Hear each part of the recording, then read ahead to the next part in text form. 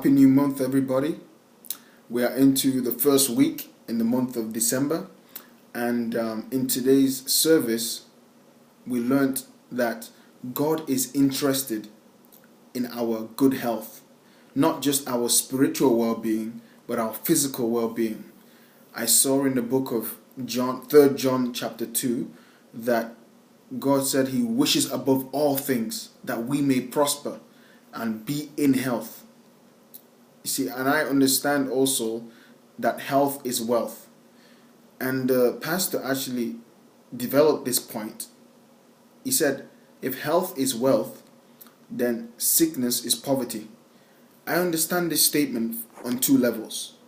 From one level, you could have all the money in the world, but if you don't have the health to enjoy it, you might as well not have that money.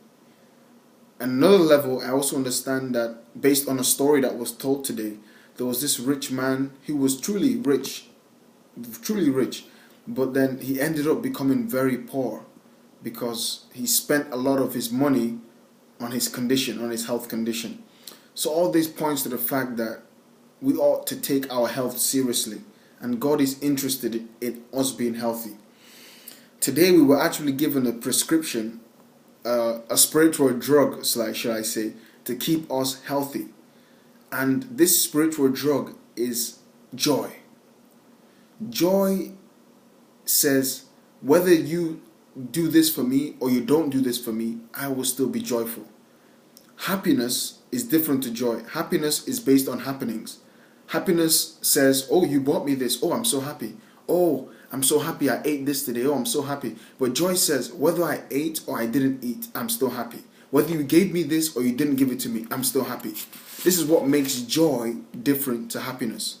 And we were all encouraged to develop the spirit of joy, to cultivate, to crave for the spirit of joy. Because whether you have a little or you have a lot, joy is still intact.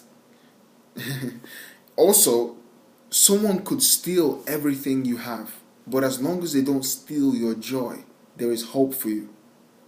As long as they don't steal your joy. There was a scripture in the Bible that talked about, even though the fig tree, the trees don't blossom, nothing's working, but I will rejoice. I will rejoice.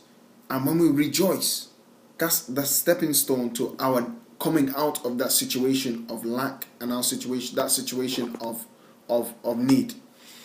Also, I learned today that one source of joy is revelation. A man who is filled with revelation is not angry about his today because he has seen his glorious tomorrow. So you can't worry him. You can't tell him, oh, you can't make him upset today because he's joyful today because he has seen colorful pictures of his glorious tomorrow. And this is what stirs up his joy. So revelation stirs up joy. That's why we're all encouraged to develop pictures of our future. And it will stir up joy in us, and we won't be depressed today. Also, I learned that joy keeps you looking young. Joy keeps you looking young and healthy. A scripture in the Bible, actually Proverbs 17:22 says, a joyful heart does good like medicine, but a broken spirit dries the bones. So based on this, we just see that it's better to smile, and it's healthier to smile. So this week, let us make decisions to be joyful and smile. God bless you.